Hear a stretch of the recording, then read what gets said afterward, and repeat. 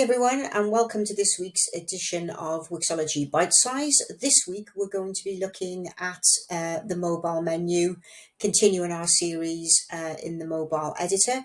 Remember, if you're enjoying the series, then please subscribe and turn on those bell notifications and like this video.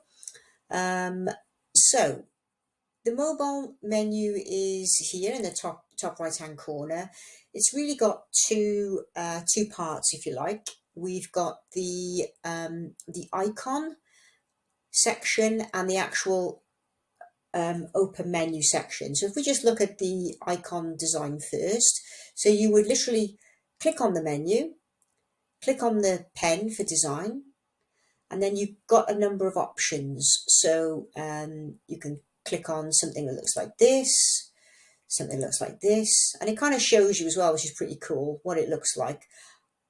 I quite like this one, so this is what I'm going to stick with. And then I can actually go in and customize that design. So once I've selected one, I choose the design, and then, so in this instance, look, I'll probably change the colors something more in keeping. So I'll go with the nice blue here. I could change the color of the background, but I actually quite like it clear and nice and clean in this instance. I can also show what it looks like when it's open. So again, we've got a black coloured sort of icon across there, so I'm going to change that to the blue as well. It's pretty cool.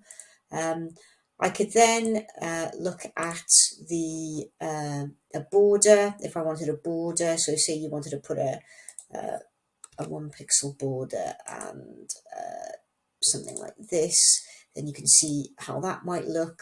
But as I said, I'm pretty much looking to keep this nice and clean. So again, I could click on here.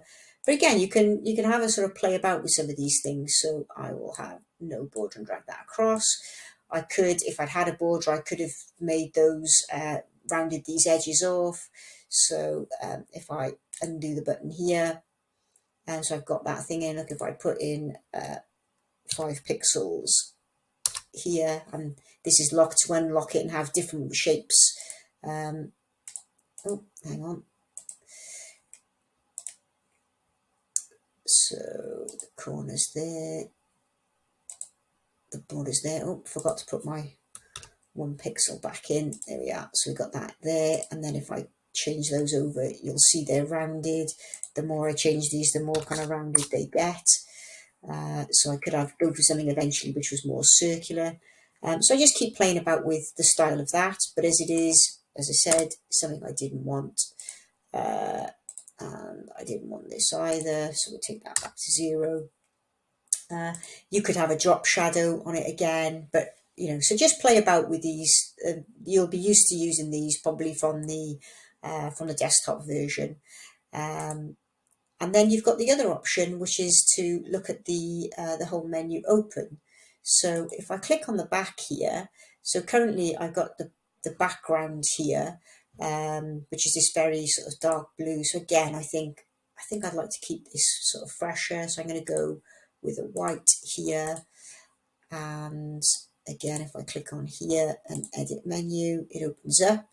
So I can then actually, when I've got this mobile menu and I've got this highlighted, I can go in and design these things out. I can play about with how these show. So do I want the alignments to the right or left of the submenu? Do I want the text alignment left, right, or center justified? I'm quite happy with this as I've got it. But if I go in with my pen again, I think that possibly these potentially could be a little bit bigger. So I'm going to make these all 17. Whoops, not 14, 17. I'm happy with the font. But again, if my site font was different, then I could change the font on these. I could potentially have a different font on my mobile menu if I so chose. Again, I think I'm going to go with the nice dark blue here. But possibly then for the sub menu, I might have that as the lighter blue. And then you can play about with when things are selected. So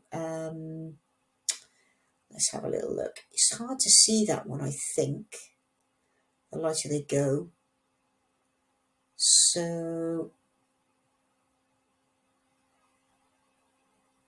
I think probably this one here for when it's selected. And then the sub menu, I think I'll go for the same on the sub menu as well, I think, which is that one there.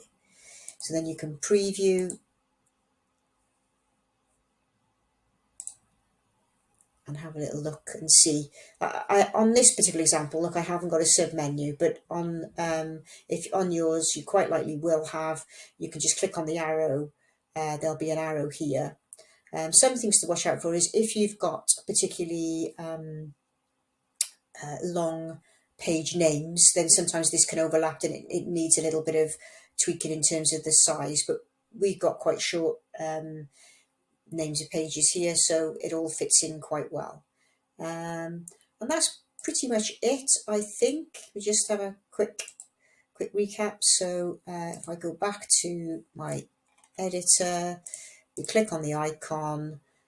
Oh, you could have, if you wanted to add an animation, you could have this sort of fading in or coming in, perhaps. Perhaps you might float this in, perhaps on the left or something. Play about with that if you so wanted. I generally don't bother with that type of thing. And you can actually freeze your menu as well. So just to show you what that looks like, although we're probably getting slightly off the topic, but you could freeze your menu. So I'm not sure if it shows very well on preview. Let's just have a look. So that one scrolled and disappeared.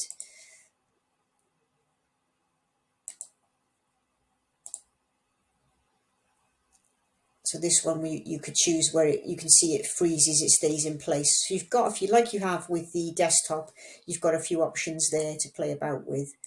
Yeah, I think that pretty much covers everything off with there. Look forward to seeing you next time. And remember, if you're enjoying the series, then please like, subscribe and turn on those bell notifications. Take care, everyone.